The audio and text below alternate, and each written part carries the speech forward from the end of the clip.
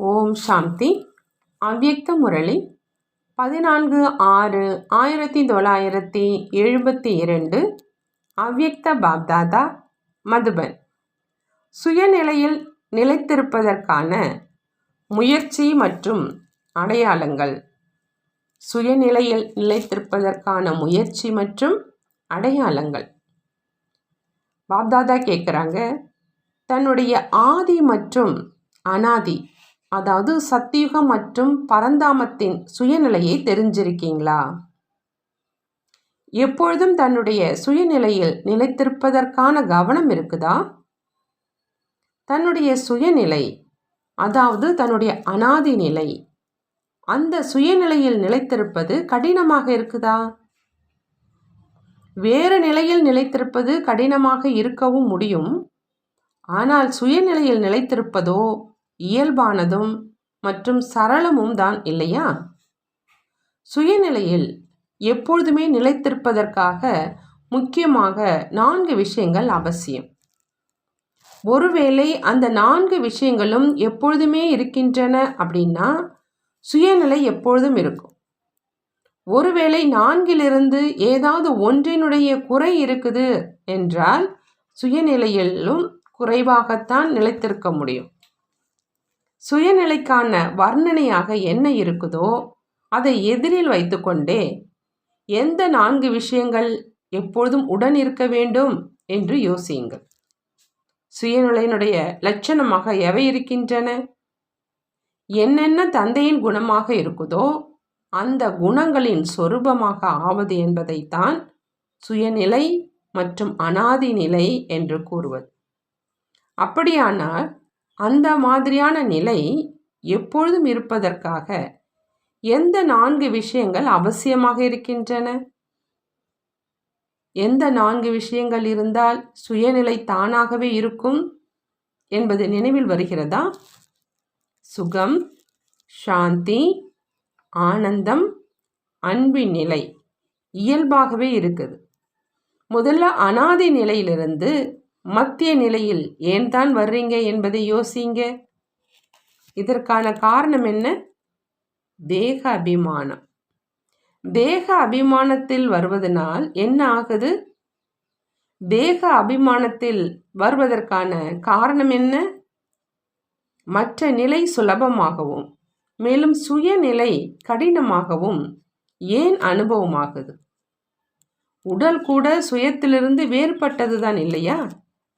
அப்படி உடலில் சுலபமாக நிலைத்திடுறீங்க, மேலும் சுயத்தில் நிலைத்திருப்பது இல்லை. இதற்கான காரணம் என்ன? பொதுவாக பார்த்தோம் என்றால் எப்பொழுது வாழ்க்கையில் 4 விஷயங்கள் இருக்கின்றனவோ அப்பொழுதுதான் நிரந்தர சுகம் மற்றும் அமைதி நிறைந்த வாழ்க்கை உருவாக முடியும். அந்த 4 விஷயங்கள் ஹெல்த், வெல்த், ஹாப்பி மற்றும் ஹோலி. ஆரோக்கியம், செல்வம், மகிழ்ச்சி மற்றும் தூய்மை. ஒருவேளை இந்த 4 விஷயங்களிலும் எப்பொழுதும் நிலைத்திருந்தால் துக்கம் மற்றும் அசாந்தியை ஒரு பொழுதும் வாழ்க்கையில் அனுபவம் செய்ய மாட்டாங்க. சுயநிலையினுடைய சொரூபமும் அப்படியே தான். எப்பொழுதும் சுகம், சாந்தி, ஆனந்தம், அன்பு சொரூபத்தில் நிலைத்திருப்பது. அப்படி சுயநிலையில் இருந்தும் கூட நினைவிழந்த நிலையில் வந்துடுறீங்க. இதற்கான காரணம் என்ன? செல்வத்தினுடைய குறைவு மற்றும் ஆரோக்கியத்தின் பலகீனம். மேலும் தூய்மையாவது கிடையாது. இதன் கூடவே ஹாப்பி, அதாவது மகிழ்ச்சியாக இருக்க முடியறது கிடையாது. அப்படியானால் ஹெல்த், வெல்த் எவை? ஆத்மா எப்பொழுதும் நோயற்றதாக இருக்கணும். மாயாவினுடைய எந்த ஒரு வியாதியும் ஆத்மா மீது பாதிப்பை ஏற்படுத்தக்கூடாது என்ற இதைதான் ஹெல்த்தி, அதாவது ஆரோக்கியமானவர் என்று கூறுவது. மேலும் செல்வந்தராகவும் இருக்க வேண்டும். அதாவது எந்த பொக்கிஷம் கிடைத்து கொண்டே இருக்குதோ மற்றும் அந்த அனைத்து சக்திகளும் தந்தை மூலமாக ஆஸ்தியாக கிடைத்து கொண்டு இருக்கின்றனவோ அவ்வாறு பிராப்தியாக ஆகியிருக்கும் ஞான பொக்கிஷங்களை மற்றும் சர்வ சக்திகளின் பொக்கிஷங்களை எப்பொழுதும் தன்னிடம் தக்க வைத்திருக்கிறீங்கன்னா இப்போ சொல்லுங்க, சுயநிலையிலிருந்து கீழே வர முடியுமா? பிறகு ஹோலி, எண்ணம் கனவினும் எந்த ஒரு தூய்மையின்மையும் இருக்க வேண்டாம். அப்போ சுயநிலை தானாகவே உருவாகிடும். இந்த 4 விஷயங்களின் குறைவின் காரணமாக சுயநிலையில் நிரந்தரமாக இருக்க முடியறதில்லை. வெல்த்தியாக எந்தளவு ஆகியிருக்கிறோம் என்று இந்த 4 விஷயங்களையும் சோதனை செய்யுங்க. ஹெல்த்தி, வெல்த்தி மற்றும் ஹோலி, இந்த 3 விஷயங்களும் இருக்கின்றன என்றால் ஹாப்பி இயல்பாகவே இருக்கும். அப்படி இந்த 4 விஷயங்களையும் எப்பொழுதும் கவனத்தில் வையுங்க. பொதுவாகவே நோயுள்ளவர் ஒருபொழுதும் தன்னை சுகமானவராக நினைக்க மாட்டார். நோய் உற்றவராக இருக்கிற காரணத்தினால துக்க உணர்வுகள் விரும்பாவிட்டாலும் கூட உருவாகி கொண்டே இருக்கும். அப்படி இங்கேயும் எப்பொழுதும் ஹெல்த்தியாக இல்லை என்றால் அப்பொழுது துக்கத்தினுடைய அமைதியின்மையின் உணர்வுகள் எழுது. அப்படி இந்த 4 விஷயங்களுமே எப்பொழுதும் தன்னுடன் இருக்க வேண்டும் என்பதற்காக என்ன முயற்சி செய்யணும்? அனைவரும் செய்யக்கூடிய அளவில் இதற்கான சுலபமான முயற்சி என்னன்னு சொல்லுங்க. சற்று கடினமான விஷயமாக இருக்குதுன்னா செய்ய முடியல, சுலபமானதை விரும்புறீங்க தான் இல்லையா? ஏன்னா ஆத்மாவில் தொடக்கத்தில் தேவதா தர்மத்தினுடைய சமஸ்காரம் இருக்கிற காரணத்தினால அரை கல்பம் மிக சுலபமாக சுகங்களில் மூழ்கி இருக்கீங்க. எந்த ஒரு கடின உழைப்பும் செய்யறது கிடையாது.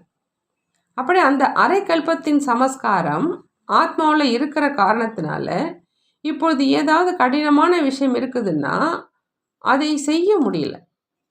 எப்பொழுதும் சுலபமானதின் இச்சை இருக்குது. அப்படியானால் அந்த சுலபமான முயற்சி எது?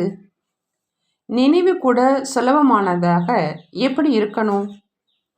நினைவும் சுலபமானதாக எப்பொழுதும் இருக்கணும். மேலும் ஹெல்த்தி, வெல்த்தி, ஹாப்பி மற்றும் ஹோலியும் எப்பொழுதும் தன்னுடன் நிலைத்திருக்கணும். இதற்கான என்ன முயற்சி செய்யணும்னு சொல்லுங்க. 4 விஷயங்களும் சேர்ந்தே இருக்கணும். எப்படி நீங்களும் நிராகார மற்றும் சாக்கார 2 ரூபங்களிலும் இருக்கிறீங்க இல்லையா? நிராகார ஆத்மா மற்றும் சாக்கார உடல் இரண்டின் சம்பந்தங்களினால் ஒவ்வொரு காரியத்தையும் செய்ய முடியும். ஒருவேளை இரண்டினுடைய சம்பந்தம் இல்லை அப்படின்னா எந்த ஒரு காரியமும் செய்ய முடியாது இல்லையா? அதே மாதிரி நிராகார மற்றும் சாக்கார தந்தை இருவரையும் கூடவே எதிரில் வைத்து கொண்டே ஒவ்வொரு காரியம் மற்றும் ஒவ்வொரு எண்ணத்தையும் செஞ்சீங்கன்னா இந்த 4 விஷயங்களும் தானாக வந்துடும். நிராகாரத்தை மட்டும் மேலும் சாக்காரத்தை மட்டும் நினைவு செய்யறதுனால 4 விஷயங்களும் வராது. ஆனால் நிராகார மற்றும் சாக்கார தந்தையின் இருவருமே எப்பொழுதும் உடன் இருக்கிறாங்க அப்படின்னா எந்த எண்ணத்தை உருவாக்குவீங்களோ அதை முதல்ல அவரிடம் சரிபார்த்து சொல்வீங்க. சரிபார்த்த பிறகு எந்த ஒரு காரியமும் செய்யும் பொழுது நிச்சய புத்தியோடு செய்வீங்க இல்லையா? பயமற்ற மற்றும் நிச்சயம் 2 குணங்களையும் எதிரில் வைத்து செய்வீங்க. அப்படி எங்கு எப்பொழுதும் நிச்சயம் மற்றும் பயமற்ற நிலை இருக்குதோ அப்போ உயர்ந்த எண்ணத்தின் வெற்றி எப்பொழுதுமே இருக்கும். என்னென்ன எண்ணத்தை உருவாக்குறீங்களோ, ஒருவேளை நிரந்தரமாக நிராகார மற்றும் சாக்கார தந்தையுடன் இருக்கின்றார் மற்றும் எதிரில் இருக்கிறார் அப்படின்னா சரிபார்த்த பிறகு நிச்சயம் மற்றும் பயமற்ற நிலையிலிருந்து செய்வீங்க. நேரத்தை வீணாக்க மாட்டீங்க. இந்த காரியத்தை செய்யலாமா அல்லது வேண்டாமா, வெற்றி கிடைக்குமா அல்லது கிடைக்காதா என்ற இந்த வீணான எண்ணங்கள் அனைத்தும் அழிஞ்சிடும். தற்சமயம் ஆத்மாவில் என்ன பலகீனத்தின் வியாதி இருக்குதோ அது எந்த வியாதி? வீணான எண்ணங்களில் வீணாக நேரத்தை சக்தியை இழப்பது. இதுதான் தற்சமயம் ஆத்மாவினுடைய பலகீனம். இந்த நோயின் காரணமாக எப்பொழுதும் ஹெல்த்தியாக இருப்பது கிடையாது. சில நேரம் இருக்கிறீங்க, சில நேரம் பலகீனம் ஆயிடுறீங்க. எப்பொழுதும் ஹெல்த்தியாக இருப்பதற்கான சாதனம் இதுதான்.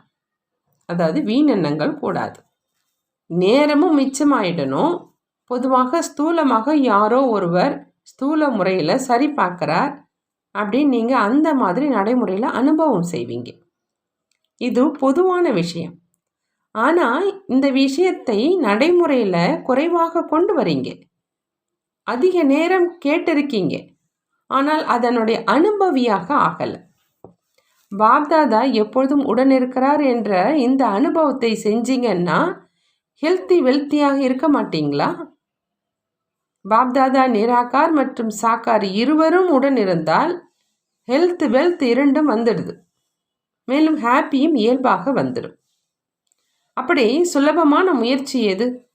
நிராகார மற்றும் சாக்கார தந்தையர் இருவரையுமே எப்பொழுதும் உங்களுடன் வைத்து கொள்ளுங்கள். எப்பொழுதும் உடன் வைத்து கொள்ளாததுனால தான் இந்த ரிசல்ட். உடன் வைத்து கொள்வது கடினமாக இருக்குதா என்ன?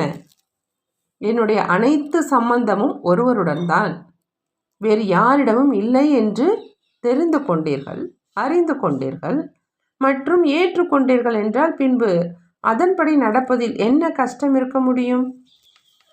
துணையை ஏன் விடுறீங்க?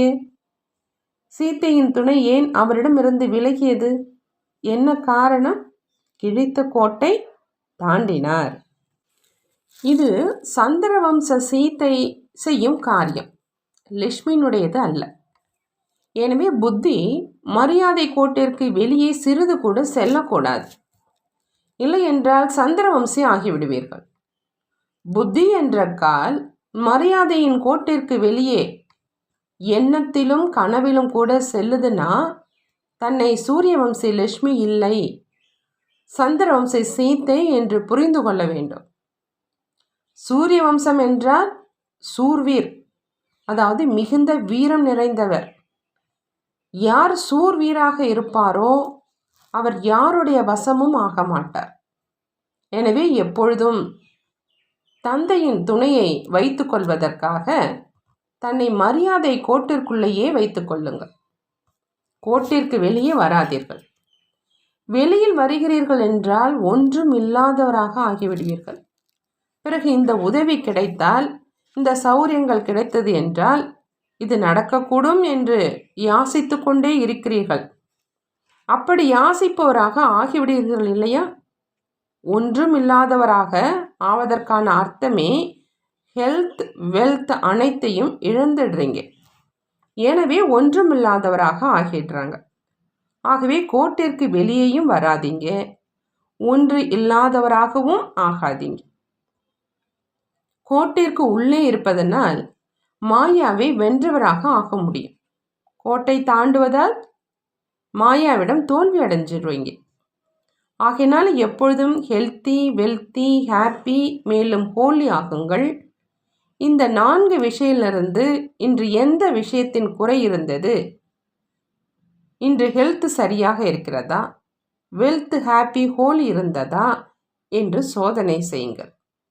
அந்த நோயை தெரிந்து உடனேயே அதற்கான மருந்தை எடுத்துக்கொள்ளுங்கள். மேலும் அனைத்து விதமான மருந்தும் கிடைத்திருக்கிறது, அனைத்து பிராப்திகளும் இருக்கின்றன. அப்படியே அனைத்து பிராப்திகள் இருந்த போதிலும் அதற்கான நேரத்தில் ஏன் செய்ய முடிவதில்லை? செய்து முடித்த பிறகு ஏன் நினைவில் வருது? தேவையான நேரத்தில் செயலில் கொண்டு வருவதில்லை என்பது பலகீனம். அந்த குறிப்பிட்ட நேரத்துக்கு பிறகு செஞ்சிங்கன்னாலும் காலமோ கடந்து சென்று விடுவது இல்லையா? அந்த நேரத்தில் அனைத்து நினைவும் இருக்கணும். புத்தி இந்த அளவு விசாலமானதாக மற்றும் ஞானம் நிறைந்ததாக இன்னும் ஆகலை. ஆகையினால ஏதேனும் ஆதாரத்தை விரும்புகிறீங்க. அந்த ஆதாரத்தை, அதாவது தந்தையினுடைய ஆதாரத்தை எப்பொழுதும் உங்களுடன் வச்சுக்கிட்டீங்கன்னா ஒரு பொழுதும் தோல்வியே ஏற்படாது. எனவே ஒரு பொழுதும் தன்னை நோயுற்றவராக ஆக்காதீங்க. சிறிதளவு ஏதேனும் நோய் நுழைஞ்சிருச்சு அப்படின்னா ஒரு வியாதி பின்பு அநேக வியாதிகளை கொண்டு வரும். ஒன்றையே அழித்து விட்டீர்கள் என்றால் அநேகங்கள் வரவே வராது. ஒன்று லட்சியமாக இருக்கீங்க, சாதாரண விஷயம் என்று நினைக்கிறீங்க. ஆனால் தற்சமயத்துக்கு ஏற்றபடி லேசான வியாதி கூட பெரிய வியாதி. எனவே லேசானதையே பெரிதாக உணர்ந்து அங்கேயே அழித்து விட்டீர்கள் என்றால் ஆத்மா ஒருபொழுதும் பலமற்றதாக ஆகாது. ஹெல்த்தியாக இருக்கும். சாக்காரத்தில் கூட எப்பொழுதும் உடன் இருப்பதினுடைய அனுபவியாக இருக்கீங்க. தனியாக இருக்க விரும்புவது கிடையாது. எப்பொழுது சமஸ்காரமே உடன் இருப்பதற்கானதாக இருக்குதுன்னா அந்த மாதிரி துணையை வைத்துக் கொள்வதில் ஏன் குறை வைக்கிறீங்க? ஏன் துறவர மார்க்கத்தை சேர்ந்தவராக ஆகிடுறீங்க? எப்படி அந்த துறவர மார்க்கத்தை சேர்ந்தவங்க பிராப்தி எதையும் செய்வது கிடையாது, தேடிக்கொண்டே இருக்கிறாங்க. நீங்களும் உண்மையான பிராப்தியை செய்ய முடியறது இல்லை. உங்களுடைய நிலைமையும் அந்த மாதிரி ஆயிடுது. ஆகையினால எப்பொழுதும் உடன் வச்சுக்கிங்க, சம்பந்தத்தில் இருங்க. பரிவாரத்தின் பாலனையில் இருந்தீங்கன்னா யார் பாலனைக்குள் எப்பொழுதும் இருக்கிறாரோ அவர் எப்பொழுதும் கவலையின்றி மகிழ்ச்சியால் நிறைந்திருப்பார். பாலனைக்கு வெளியே ஏன் செல்றீங்க? துறவரத்தில் ஒருபொழுதும் செல்லாதீங்க. அப்படி துணையினுடைய அனுபவம் செய்வதனால இயல்பாகவே அனைத்து பிராப்திகள் ஆயிடும். சந்நியாசிகளை இந்த அளவு வலுவாக விமர்சிக்கிறீங்க, ஆனால் நீங்களே ஏன் சந்நியாசி ஆகிடுறீங்க? சந்நியாசிகளை இவங்க யாசிப்பவர்கள், இந்த யாசிப்பவர்களை விட நாங்கள் நன்றாக இருக்கிறோம் என்று கூறுகிறீர்கள் இல்லையா? தொடக்க காலத்து பாடல் ஒன்று இருக்குது இல்லையா? அவரை கூட தோட்டி மேல். அப்படி எந்த நேரம் நீங்கள் தந்தையினுடைய துணையை விட்டு விடுகிறீர்கள் என்றால் பாப்தாதா மற்றும் பரிவாரத்தை விட்டுவிட்டு நீங்களும் முட்களின் காட்டில் சென்று விடுகிறீர்கள். எப்படி அவர்கள் காடுகளில் தேடிக்கொண்டே இருக்கிறார்கள், அதே போலவே எங்காவது ஆதாரம் கிடைக்காதா என்ற அதே போலவே நீங்களாகவே துணையை விட்டுவிட்டு மிகவும் தொந்தரவுகளுக்கு உள்ளாக்கி மாயாவினுடைய காடுகளில் தேடுறீங்க. துறவர மார்க்கத்தை சேர்ந்தவங்க தனியாக இருக்கிற காரணத்தினால ஒருபொழுதும் காரியத்தின் வெற்றியை அடைய முடியாது. என்ன காரியம் செய்கிறார்களோ அதற்கான வெற்றி கிடைக்கிறதா? எனவே எப்படி அவர்களின் இந்த காரியத்துக்கும் வெற்றி கிடைப்பதில்லையோ அதே மாதிரி ஒருவேளை நீங்களும் துணையை விட்டுவிட்டு தனியாக துறவர மார்க்கத்தை சேர்ந்தவராகிவிட்டீர்கள் என்றால் காரியத்தின் வெற்றி ஏற்படுவது கிடையாது. பிறகு வெற்றி எப்படி கிடைக்கும் என்று சொல்கிறீங்க. தனிமையில் உத்தாஸ், அதாவது சோர்வானவர்களாக ஆகிடுறீங்கன்னா மாயாவினுடைய தாஸாக ஆகிடுறீங்க, அடிமை ஆகிடுறீங்க மாயாவுக்கு. தனியானவர் ஆகாதீங்க, சோர்வானவர் ஆகாதீங்க, மாயாவின் அடிமை ஆகாதீங்க. நல்லது. எந்த அனைத்து சக்திகளும் தந்தை மூலமாக ஆஸ்தியாக கிடைத்திருக்கின்றனவோ அவ்வாறு பிராப்தி ஆகியிருக்கும் ஞான பொக்கிஷங்களை மற்றும் சர்வ சக்திகளின் பொக்கிஷங்களை எப்பொழுதும் தன்னிடம் தக்க வைத்திருந்தீர்கள் என்றால் இப்பொழுது சொல்லுங்க, சுயநிலையிலிருந்து கீழே வர முடியுமா? ஆக ஹோலி எண்ணம் கனவிலும் எந்த ஒரு தூய்மையின்மையும் இல்லாதிருந்தால் சுயநிலை தானாக உருவாகிவிடும். நல்லது.